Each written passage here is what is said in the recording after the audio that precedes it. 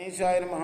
శ్రీ సరస్వతి నమః. శ్రీ గురుభ్యో నమః. భక్తులారా, వాల్మీకి మహర్షి రచించిన శ్రీమద్ రామాయణం యథాతథంగా చెప్పుకున్నాం. ప్రతి శ్లోకం దాని అర్థం. ఇందులో భాగంగా నిన్నటి వరకు మనం బాల అయోధ్య అరణ్య కిష్కింద సుందర యుద్ధకాండలు, బాల అయోధ్య అరణ్య సుందర కిష్కింద సుందర యుద్ధకాండలు పూర్తి చేశాం. చివరిదైన ఉత్తరాఖండ్లో కూడా మనం 109 సర్గలు పూర్తి చేసి 110వ సర్గలోని 7వ శ్లోకం వరకు చెప్పుకున్నాం. 8 నుండి కొనసాగించే ముందు వాల్మీకి మహర్షిని ప్రార్థన చేసుకున్నాం. పూజంతం రామ రామేతి మధురం మధురాక్షరం ఆరుహ్య కవితా శాఖం వందే వాల్మీకి కోకిలం. అంజనానందనం వీరం జానకీ శోకనాశనం కపీ సమక్షంతారం వందే లంకా భయంకరం. సదా నింబవృక్షస్య మూలాధివాసాత్ సుధాశ్రావిణం తిక్తమప్యప్రియంతం తరుం కల్పవృక్షాదికం సాధయంతం నమామీశ్వరం సద్గురుం సాయినాథం. ఎక్కడి దాకా వచ్చాం మనం? దేవతలు పుష్పవృష్టి కురిపించాడు. సరయూ నదిలో ఎక్కడ దిగాలో నిర్ణయించుకొని అక్కడికి చేరాడు రాముడు. దేవతలు అది చూచి పుష్పవృష్టి కురిపించారు. అప్పుడు బ్రహ్మదేవుడు ఆకాశం నుంచి, విష్ణు రా, నీకు మంగళమవుగాక, మా భాగ్యవశం చేత నువ్వు ఇక్కడికి వచ్చావు అన్నాడు. భ్రాతృభి సవదేవాభై ప్రవిశస్వికాంతను యామిచ్చసి మహాబాహో తాంతను ప్రవిశస్వికా.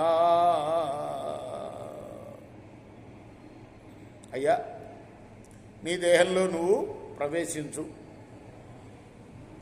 నీ వెంట వచ్చారు కదా అందరూ కూడాను, దేవతలు వచ్చారు కదా.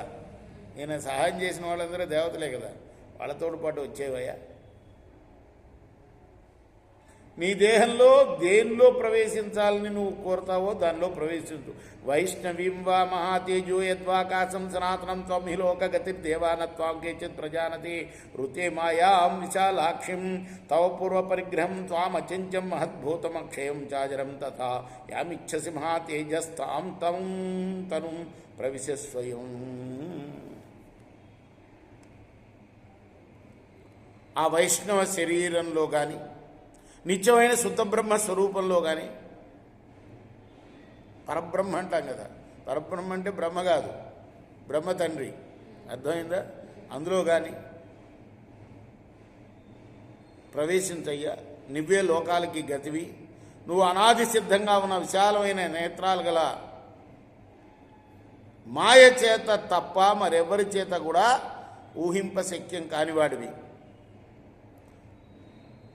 నీకు జర అనేది లేదు. నిన్నెవరు కూడా తెలుసుకోన చాలరయ్యా. పితామహవచ శ్రుత్వా వినిశ్చిష్య మహాపతి వివేశ వైష్ణవం తేజ సశరీర సహానుజ. తన తమ్ముళ్లతో కూడా ఆయన రాముడప్పుడు వైష్ణవ తేజస్సులో ప్రవేశించాడు. అంటే విష్ణు రూపంలో, అంతే కదా. అంటే విష్ణు అక్కడ ఉన్నాడు, ఆయన అంశలు ఇవి అన్నమాట. ఈ నాలుగుగా వచ్చారు భూమి మీదకి. మళ్ళీ విష్ణు అంశలో తత్వ విష్ణుమయం దేవం పూయంతి స్మ దేవత సాధ్య మరుద్గణాశ్చేవ సేంద్రాసాగ్ని పురోగమా ఏ చ దివ్య ఋషిగణ గంధర్వ అప్సరశ్చ సువర్ణ నాగ యజ్ఞాశ్చ దైత్యదానవ రాక్షస. ఆ తర్వాత ఆ రాముణ్ణి దేవతలు, సాధ్యులు, మరుద్గణాలు, ఇంద్రుడు, అగ్ని, దివ్య ఋషులు, గంధర్వులు, అప్సరస్సులు, గరుత్మంతులు, నాగులు, యక్షులు, దైత్య దానవ రాక్షసులు పూజించారు. సర్వం పుష్టం ప్రమదితం సుసంపూర్ణ మనోరథం సాధు సాధ్వితైదేవై స్థిరిధవంగత కల్మషం. దేవతలందరూ కూడా ఈ స్వర్గం అంతా కూడా ఇప్పుడు పరిపుష్టమైంది, సంతోషంతో నిండింది. దీని మనోరథాలు పూర్ణమైనవి, బాగు అని పలికారు దేవతలు. రేపు మనం 16వ శ్లోకం నుండి కొనసాగిద్దాం. కృష్ణార్పణమస్తు. సాయి కృష్ణ.